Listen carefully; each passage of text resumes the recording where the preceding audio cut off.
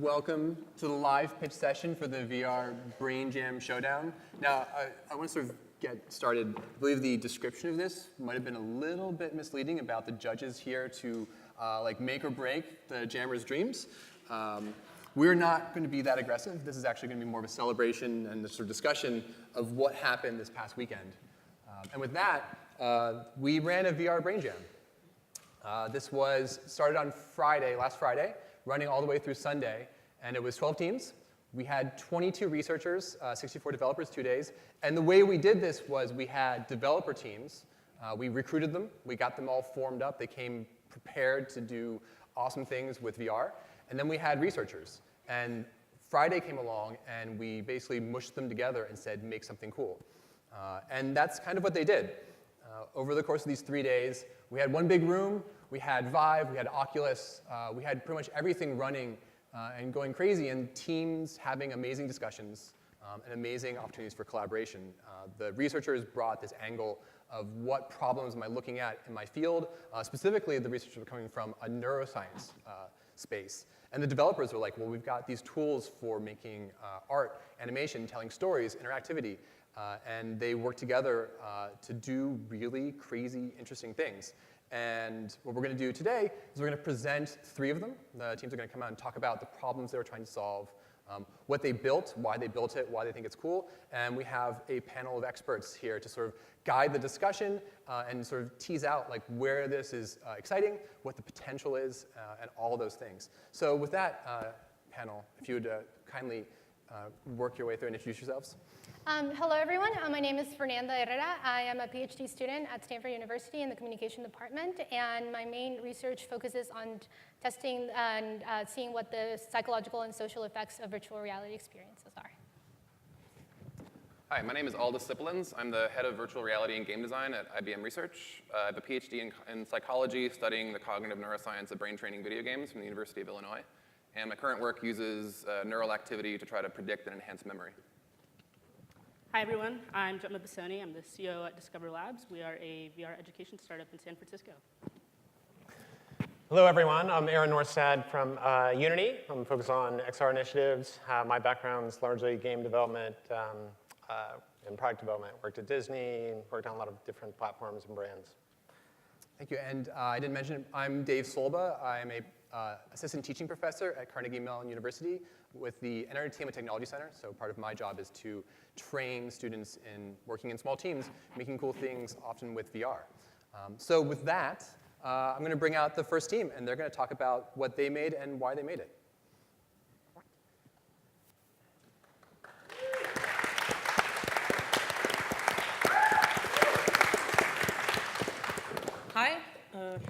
Hi. My name is Rochelle Bazelay, and I was on the Spark a Memory team at this year's VR Brain Jam, and this is... And I'm Wick Perry from Portland, Oregon, and I was the neuroscientist of the team. Right. So this is us. This is our design. We worked on design a lot during the Game Jam. So this is myself, Wick, Kati, and our devs, Mo Ben, Roman Sharp, and Scott Tung, as well as Andrew Garahan and John Ogilvy, who is our producer and overall, don't let everything explode guy. So how do brains actually work? And how do you picture it? What we wanted to do was kind of take you into the brain, but also bring back the human element. Most of the time when we're looking at a photo or maybe a GIF of a brain, it's really disconnected. You don't necessarily see the human element, or more like what it actually does. So our inspiration for this was primarily inspired by Nikki Kays, who made Neurotic Neurons. And Neurotic Neurons was their game teaches how neural connections can be connected and destroyed. But our game focuses on how the waves of activity travel through pre-existing networks.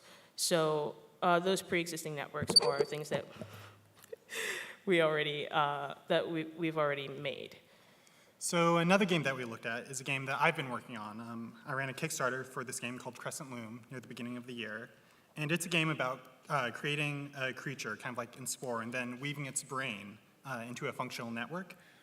So you can see over there on the right side, this like brain that's just like the super simple drag and drop operation that you can then like see why a creature is moving the way it is. You can like see inside its brain. And I did this because as a neuroscience researcher, I had a really hard time visualizing the sorts of networks that I was studying. So like that's what games are great at. They're great at visualizing complex systems. So the first time that I played Fantastic Contraption in VR, I was like, I want to make my game, my Crescent Loom game, in VR. Like, how cool would it be to like walk around a brain and like understand like all of these like flashing lights and kind of get a good picture of what's going on inside brains. So what we built is Spark of Memory, and it uses VR to illustrate the basic model of neural circuits. And what that means is we wanted to bring you inside of the brain and then also invoke a sense of wonder and beauty inside of this model, and then bring you back to the real world by remembering or even creating a memory.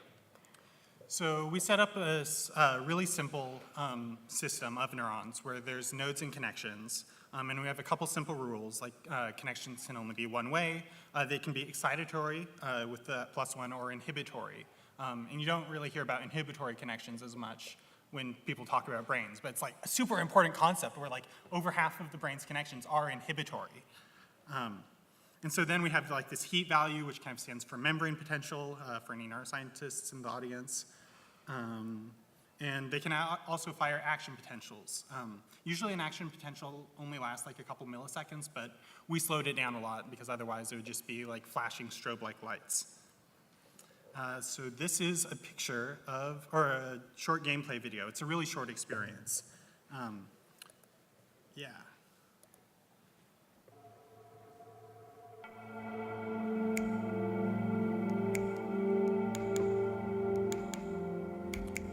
So these blue connections are excitatory and the red ones are inhibitory. And your goal is to connect all of the neurons in the space.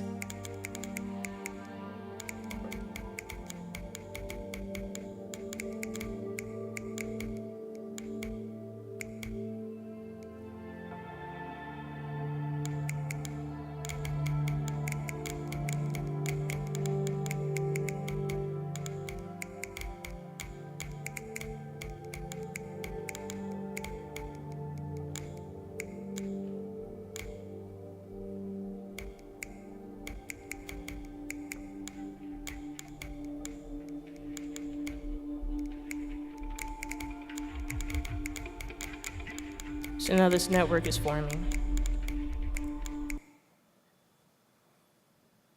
And then we bring you to Iceland.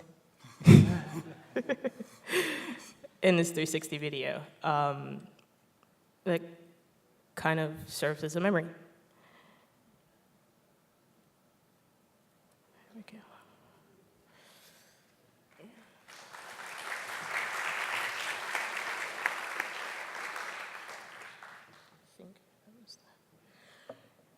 Right, so this is kind of an illustration of how to like let people who think neuroscience is very complex to come away with like a mental model of what neural activity is and how it can be really cool and approachable and beautiful.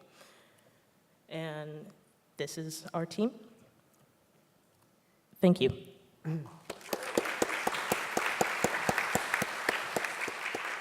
Awesome. So you guys were taking more of a visualization approach. Some of the other teams were looking at how to apply research. How did you guys come to, like you sort of talked about the interest in like wanting to see it. How did you come up with like the way you wanted to like make it interactive and bring the guest, the person in VR, into the experience? So to bring the person into the experience, it was kind of like, how do we, what kind of emotions do we want the player to feel while they're inside of that space, and how do we explore that? And at first, because we're still at that stage where we're really like trying to figure out what the game actually is, because like at the end of the day, this is a lot of information, this is a lot of very like particular information, and we wanted to make sure there's a sense of play inside of this space. So it was connecting the neurons to something that people are more familiar with, and that's kind of like nodes and lines and illustrating the ability to stitch them all together to make something new. So I'm curious kind of where you'd want to take this. Like if you had, say, 10 neuroscientists and 40 devs in 2 years, where do you see this going?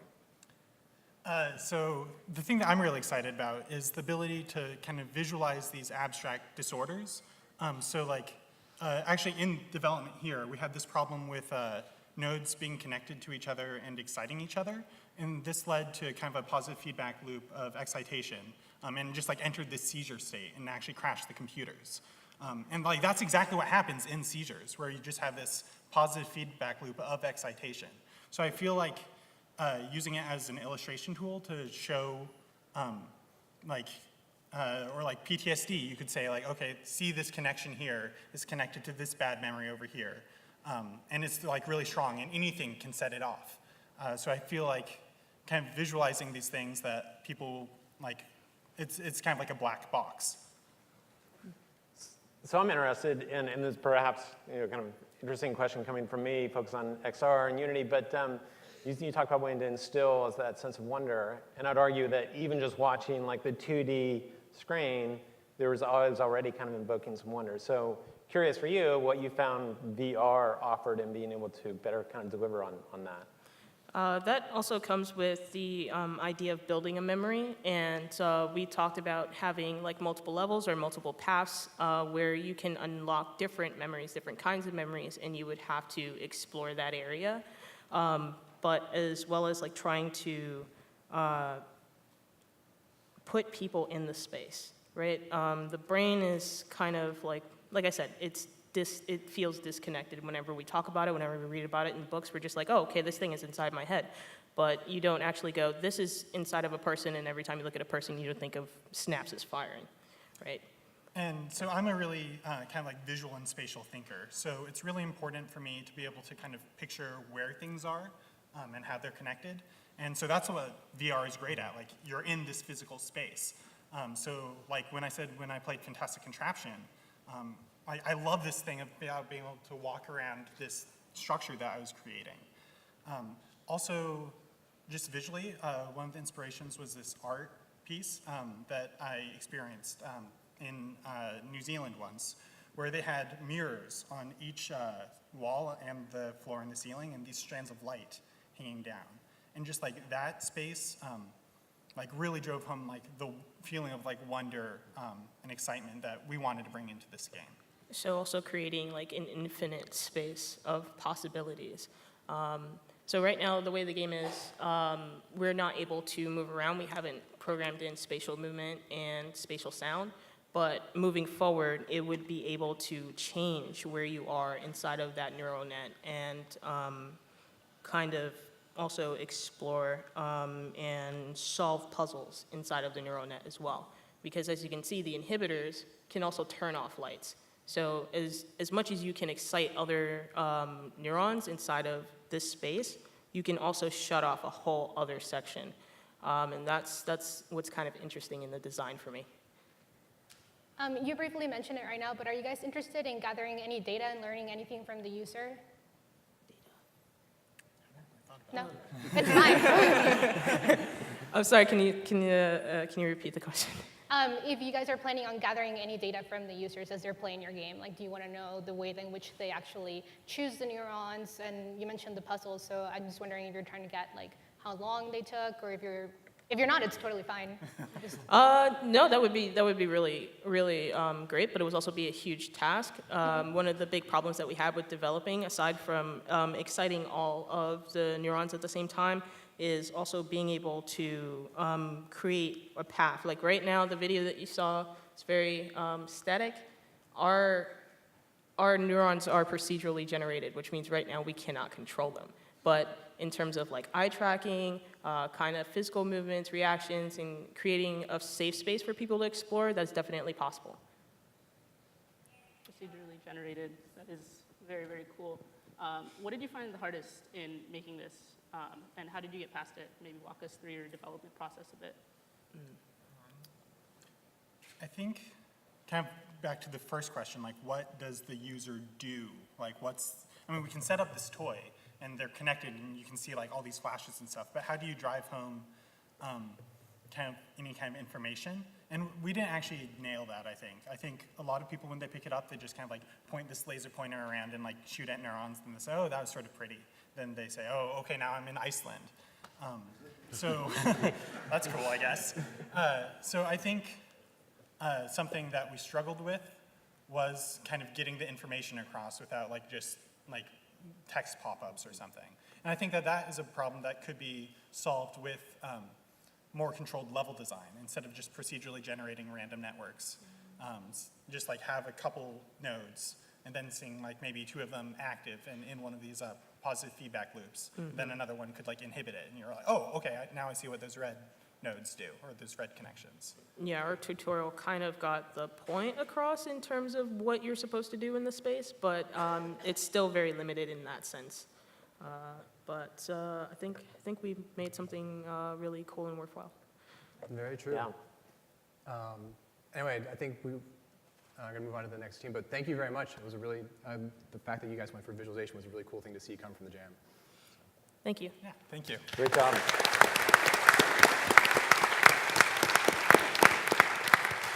All right. And the next team, a slightly different take on what to do with a team of developers and neuroscientists. Take Team 6, come and present.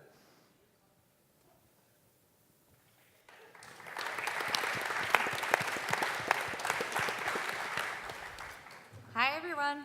Thanks for coming out. I'm Shannon. And I'm Leanne. And we're going to tell you a little bit about our game, Marco. Just to give you some background, Marco is a game where you're a mother whale trying to find your baby whale across the ocean. Okay, a little bit about the team. It was not just Leanne and I. So I'm actually Chief Operating Officer of Game Theory, and we brought our company up. So we had a developer and 2 artists, as well as our CEO, Marguerite. And so everything you see in the game was made by hand. We crafted all of the art, and we developed it with our programmers also. And it also included 2 neuroscientists on the team, Patrick Bukima and myself. And together, I think we had a really great experience. Yeah.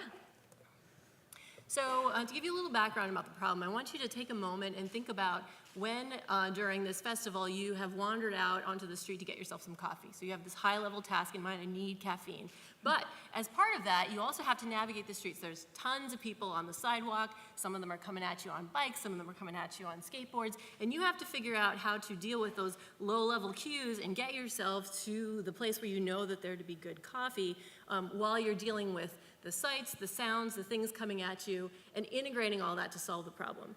We actually do a version of this in the lab. We have models, they're called Bayesian models, that combine different cues to try to predict how someone would put these things together in a real-world environment. However, the picture that's up here for you is showing an example from a published paper of how we do this in the lab.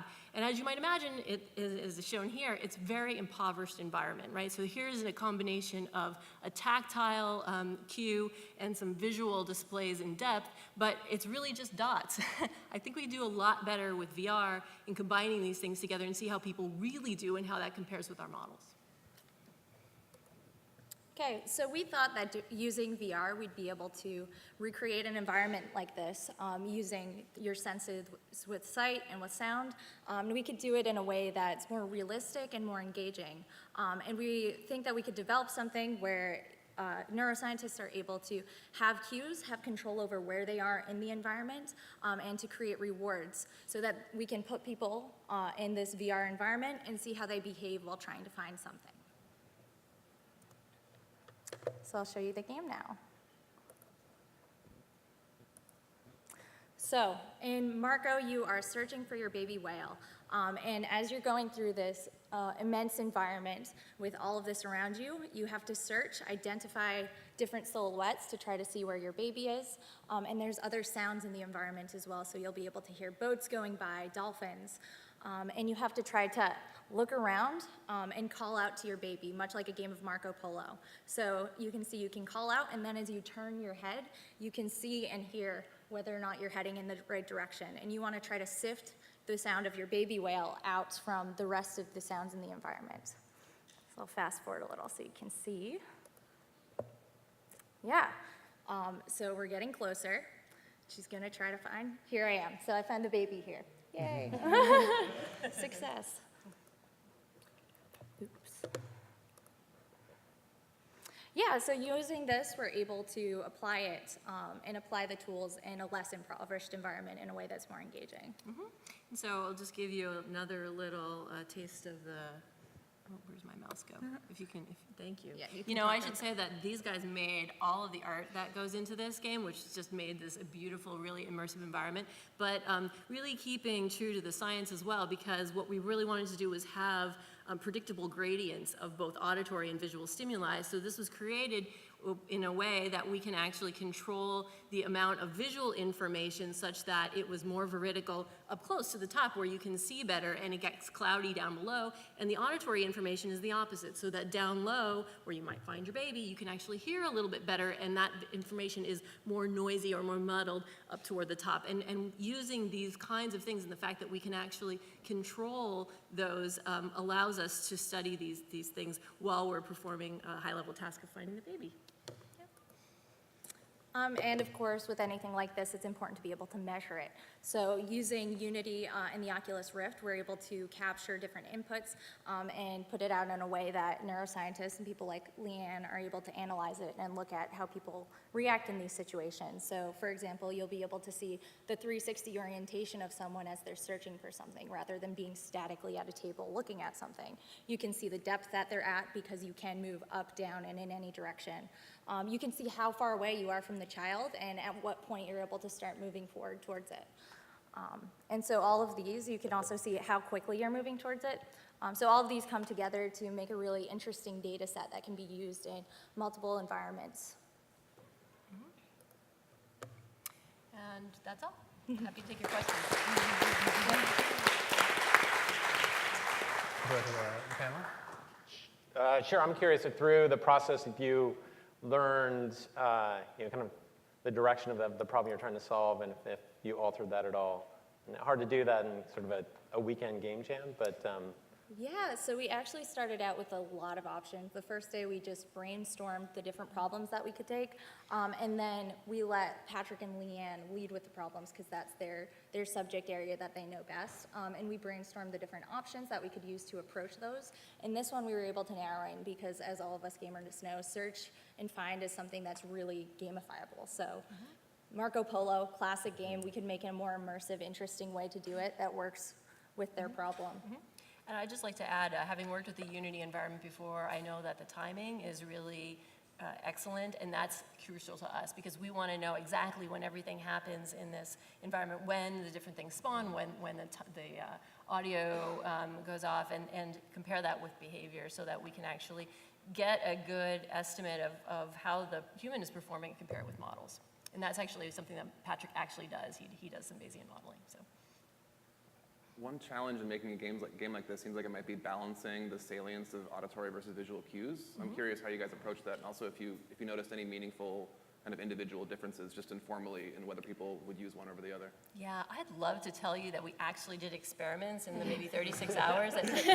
Unfortunately, we're not quite there yet. I have been ridiculously impressed with what a game theory company put together inside that time in terms of putting this art together and really listening to us and making those gradients such that we can. And there are other elements that we want to pull in here too, like having a competing task that actually pulls you up. So for instance, one thing that we just didn't have time to put in is to make the mom need to breathe. She actually has to go up for air, right? And so that actually forces you to explore the entire space. The baby might be down low, but you gotta go up. So I think that you're spot on. This is exactly the kind of environment that would allow us to explore those individual differences. We just haven't had the chance to do that yet. But I work with a colleague, Joe Snyder, who's got a motion capture suite, and we've got a lab with an Oculus, so we're looking forward to taking this game home and actually putting it through its paces. So you said that things spawn. Is the environment procedurally generated as well? The environment is not procedurally generated. It was level designed, which offers us some benefits because we know it's going to be the same environment. And it's easier for us to control it. So if someone is not finding the whale at a certain point, we can see if it's the environment or if it's just their personal response to the experiment. Yeah. So I would assume it would help you collect data. Yeah, the one thing that is a little bit modular is the whale will spawn at different points. It's not always the same spot, but we always know where those are, so we can see which of those is harder or more difficult, and we can start to think about the reasons why. And that too actually has links to science. So I've published an experiment of how we learn where to look in our environment. Some of that is when you're crossing a street, when you're walking, you have this implicit set of assumptions about where you're going to find things. You know where the cars are, you know where the signs are. How do we learn those things? And we can actually play those games in this environment as well, where you might be a little less clear about where you're going to find things, but you can put a distribution of where you're going to find the baby, where you're going to find the boats, and have that be explored and test to see have people actually picked up on that information. Well, first of all, I just want to say I'm really impressed with what you guys were able to accomplish in such a short amount of time, especially the level of control that you have over the different variables. So that's really hard to do, so congrats on that. And then I did have a question about one of your measures. Do you mind going back to the previous slide? It was the speed paddling. Is that like how did you measure that? Oh, yeah. So for the paddling, the way you move is, well, with most Oculus games, you can see your hands, but since you're a whale, that wouldn't make a lot of sense. So the controllers, you press back and forth like you're paddling and swimming with your little fins. So that's something that we can see how quickly people are pressing the buttons to cause that movement, and we can see how that affects their position in time relative to the parent and relative to their depth. I've got a quick question. So you mentioned this was sort of like there's a way stuff like this is done in the lab in the past. What's the difference going from like a very controlled sort of lab setup to something that's like high fidelity, like virtual reality, like you're working with whales now? What is that like from a research perspective?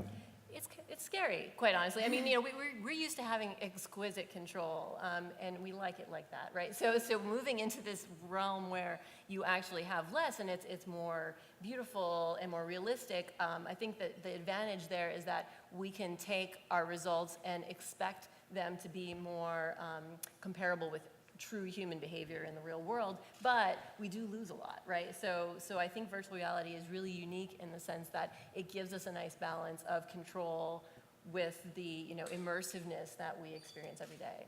Cool. Along the same lines, I just want to say it's so funny. Like I think VR, one of the things it has to offer science, like you said, is ecological validity. We can make it more like real life, and it's so just bizarre and awesome that you achieve greater ecological validity by turning subjects into whales. That's just great. The power of games. Yes. And with that, just to add really quickly, you have so much control, but you also gave the user so much freedom to sort of choose how they want to find things. So it's a way to truly explore how we search things. Yeah, thank you. Very Thank cool. you. Anyway, thank you very much. Thank you. Thank you all.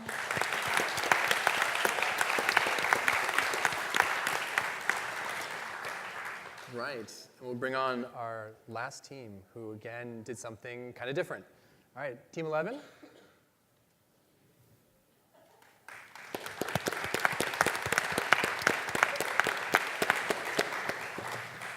Hi guys. Does this work? Cool. So I have a question for all of you. You are running late for work, okay? And a yellow light comes up. What do? How many of you think that you would run the red light, risk getting a ticket, and try to get there faster? Yeah? Okay, we got some risk takers in here. And who in here would be like, no, I'm going to take a break and I'm going to wait a little bit? And so right, it seems like we all have and I'm sure you can think of somebody who would feel the opposite way as you, or people who feel even more the same way as you do than you do. So that brings us to the idea of risk propensity, that some people are more inclined to take risks than others. So what does this actually mean? Let's think. So for those who are more risk-taking, well, at least in the mouse world, that could mean flying over cheese and trying to get it without getting hurt. But it more in adults looks like if you have a really strong propensity and affinity towards taking risks, you could end up with things like gambling problems, drugs, alcohol, etc. Whereas there's also the other end too. If you take too few risks and have anxiety, you might end up not taking advantage of a lot of different opportunities. So that brings us to the idea of how do we measure risk propensity in general? So in the academic world, how a lot of people measure risk is they use these gambling type games. So for example, I'll just briefly chat about one of them. There's the balloon analog risk task where you have to pump up a balloon, and the bigger the balloon is, you get more points. But it's not real life. It's really hard for you to then take this abstract concept and say, okay, that means this is how risky this person is in the real world. So what our goal as developers and researchers is we want to create an engaging virtual reality game which allows us to measure risk propensity, and virtual reality provides a very interesting platform for this because you can actually immerse somebody into a brand new situation. So I'll let you know what we made. So we came up with this game SHIMA where, how many of you have heard of Pokemon Snap? Anyone? Where you're taking pictures of Pokemon? So kind of similar idea, but you are now immersed in this brand new island with all of these new creatures and monsters, and your goal, and you are being paid to take pictures of these different animals. The closer you get to the animals, the more points you get. However, the closer you get to them, the more likely it is that they will attack you. So you're given a little Pokédex type thing, we'll come up with our own name for that later, and a camera, and your goal is to walk around here, figure out what animals you want to take pictures of, and find them. So I will, instead of talking about it, I'll just show you what it looks like right now, after I drop things. Okay. Oh, mouse. Let me fast forward a little bit. Yeah, do fucker. Okay, so here you are in the world.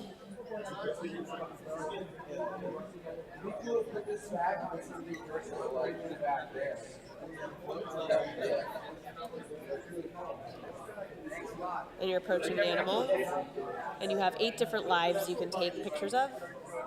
Oh, got the picture, got 279 points. I'm just gonna mute this. Okay, oh, there's another one. He could look it up in the Pokédex, but he's not right now. And, oh no, got too close, it attacked. I'm still walking around, found another one. Oh, no points, and you lose a life type thing or a picture thing, so. Oh, there's a Meeble. Oh no. Oh, whoops, no. Flugit. Oh, took a picture of it, got away. And so, this is the basic idea. Oh, attacked by a Meeble, got too close. And each of these different animals have their own likelihood and probability distribution of saying when they'll attack or not too, and we kind of represent that visually. And some of them are worth more than others, so we represent that visually on the little, we'll come up with a different name in Pokédex, but the little dictionary, and there you go. That's the game. So, thank you.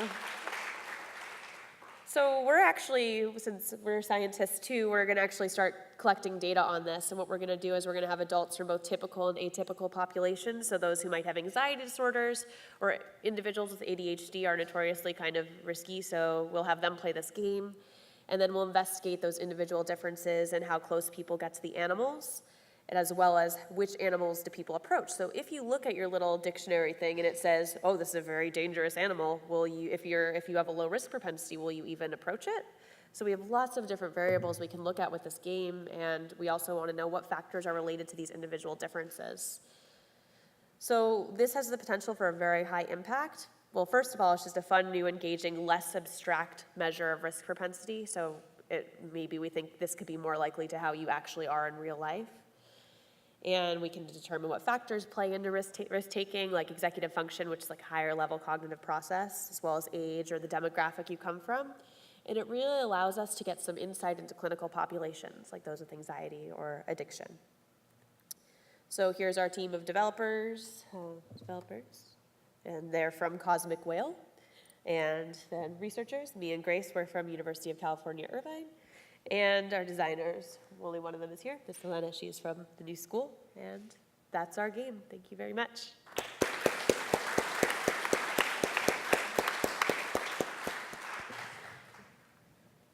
All right, I'll start. So maybe I would run the red light, but I'm a moderate risk taker.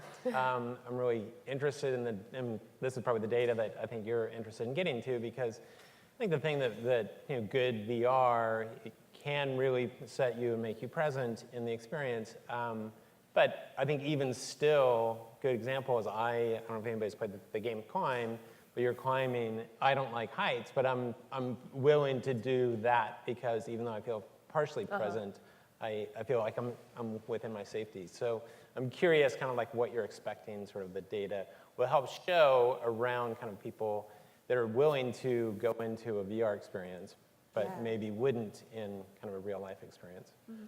So we're hoping to maybe look into that too and be like, how much do you feel like this represents your actual life experience? So for you who might not be willing to climb heights in real life, being able to in the VR, so maybe we could look more at that connection and see if that, I don't know if that answers your question? Yeah. Okay. Yeah. So I love this. This is so awesome. Like throw a progression system in there, and I would play this even without any data.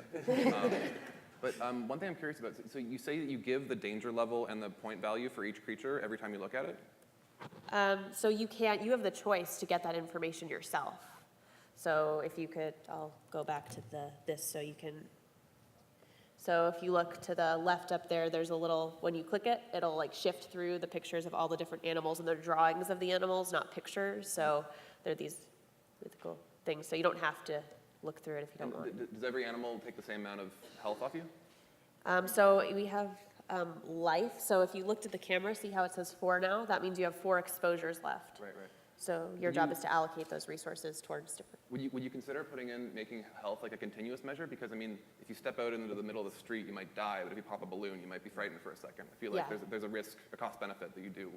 Yeah, so we think that losing the points in itself is like similar to that. Okay, So your points is like, because you want to maximize your points. Well, we're telling our participants, you want to maximize your points, and hopefully they do that. If they do, we don't have control over that. That makes sense. Yes, so. I have a question. In one of the slides, you mentioned how you could have impact for addiction. Can you elaborate a little bit more on that? What do you mean? If you go back to some of the slides you talked about in the impact slide, Yeah. you talked about insight into clinical populations. Yeah. You specifically mentioned addiction. Yeah, Can you elaborate a little bit on that? Oh, yes, of course. So we assume that maybe those who have an addiction, they could potentially have a higher risk propensity, but we might not know that that link is there. So by looking at this, we can look at different factors and see what could potentially have led them to make choices that they've made. Can you go into more what determines the danger level, or rather like how it differentiates? So if it has a higher danger level, does that just mean it has like a longer field of vision? So yeah, each creature, when you get within its range, threat range, we actually create a warning indicator with that exclamation part, and that actually starts out as yellow, and the more dangerous it becomes more and more red. So you can evaluate your own risk the more you get close based on the color of the indicator. So is it based on like if it's looking at you, or if like you make a noise, or is it just solely on distance? So for our game, we just did a radius. Okay. And, but it also just immediately turns. Once you enter its radius, it'll turn and look at you. So you can't really sneak up on them or anything like that. I find it sort of fascinating that you've got a very, like you mentioned Pokemon Snap, you're in a space where like games are kind of about taking risks and taking chances. I'm a little curious, where does that shift from being a game to being sort of something to research? Like what do you do about, in terms of development and design, to make it better for research? Do you want to? We actually came into this exact question when we were discussing between research and game development point of view.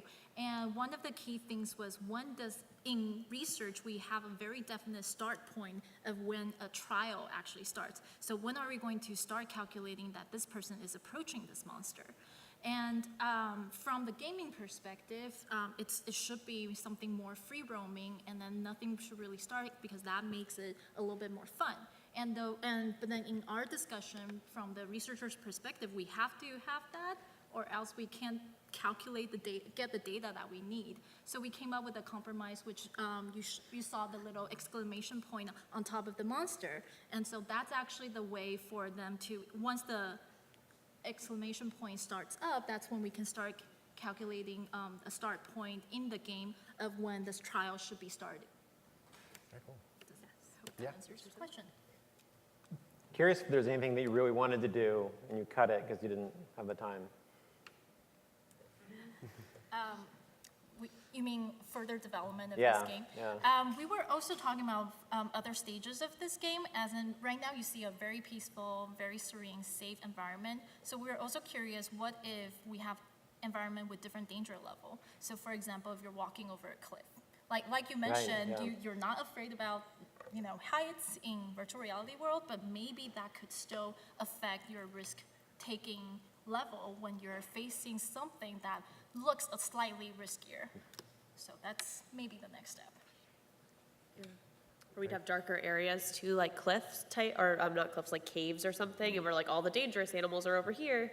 So where do you go? So that it becomes more of an explore, exploit type question too. So there's lots of potential with using VR in this sort of game thing. So we're very excited about it, and we're hoping to actually go through with it soon too. Very cool. Well, thank you very much, guys. Good work.